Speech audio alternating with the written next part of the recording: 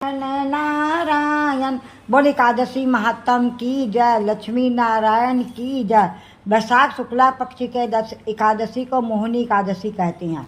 युधिष्ठिर बोले, हे श्री कृष्ण जी, वैशाख मास के शुक्ला पक्ष की एकादशी का क्या नाम है तथा उसकी क्या विधि है, उसे विस्तार पूर्वक कहिए। भगवान बोले, हे धर्मनंदन, मैं आपसे पुरातन कथा कहता हूँ जिसको महर्षि वशिष्ठ ने श्री रामचंद्र जी से कहा था। श्री रामचंद्र जी बोले, हे गुरुदेव, आप मुझसे कोई ऐसा व्रत किए जिससे समस्त पाप और दुख दूर हो। जनक नंदिनी श्री माता जी के वियोग में बहुत दुख भोगे हैं, अतः आप कोई व्रत कहिए। महर्षि बोले, हे राम, आपने बहुत सुंदर प्रश्न किया। आपकी बुद्धि अत्यंत शुद्ध और पवित्र है। आपके नाम के स्मरण मात्र से ही मनुष्य पवित्र हो जाता है, इसलिए आपका यह प्रश्न लोक हित में अवश्य आएगा। वैशाख मास से शुक्ल पक्ष में जो एकादशी होती है उसका नाम मोहिनी एकादशी है। इसके व्रत से मनुष्यों के सब पाप दुख का नाश हो जाता है। इसके व्रत के प्रभाव से मोह जाल छूट जाता है। अतः हे राम, यह व्रत दुखी प्राणियों को अवश्य करना चाहिए। मोहिनी एकादशी के व्रत से मनुष्य सब पापों से दूर हो जाते हैं। अब आप इसको ध्यान से सुनिए। सरस्वती नदी के किनारे एक भद्रावती नाम की नगरी है। उसमें सोम वंशे धृतमान नाम का एक राजा राज्य करता था। उसी नगरी में एक उसकी नगरी में धन्य धान्य था। वह अत्यंत धर्मात्मा विष्णु भक्त था। उसने नगर में अनेकों भोजनालय, प्याऊ, कुएं, तालाब, धर्मशाला आदि बनवाए। उसने सड़कों के किनारे आम, जामुन, नीम आदि वृक्ष लगवाए। उस वैश्य के 5 पुत्र थे। उसका सबसे बड़ा पुत्र अत्यंत पापी था। वह वेश्याओं और गुंडों की संगति करता था। वह दूसरों की स्त्रियों से भोग विलास करता तथा महानीच था। देवता पितृ आदि को नहीं मानता था और धन को बुरे व्यंजनों में खर्च करता था। वह मद्यपान तथा मांस का भक्षण किया करता था। इस पर उसके पिता, भाई तथा कुटुंबियों ने उसे घर से निकाल दिया। उसकी निंदा करने लगे।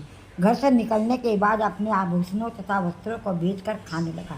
धन खत्म हो जाने पर वैश्य और गुंडों ने भी उसका साथ छोड़ दिया। वह भूख प्यासे दुखी रहने लगा। अब उसे चोरी करना शुरू किया और रात्रि में चोरी करने लगा। एक दिन वह पकड़ा गया, परंतु सिपाहियों ने वैश्य का पुत्र जानकर छोड़ दिया। वह दूसरी बार फिर पकड़ा गया। राजा ने उसे कारागृह में बंद कर दिया। कारागृह में राजा ने उसे बहुत दुख दिया और उसके नगर छोड़ने को कहा।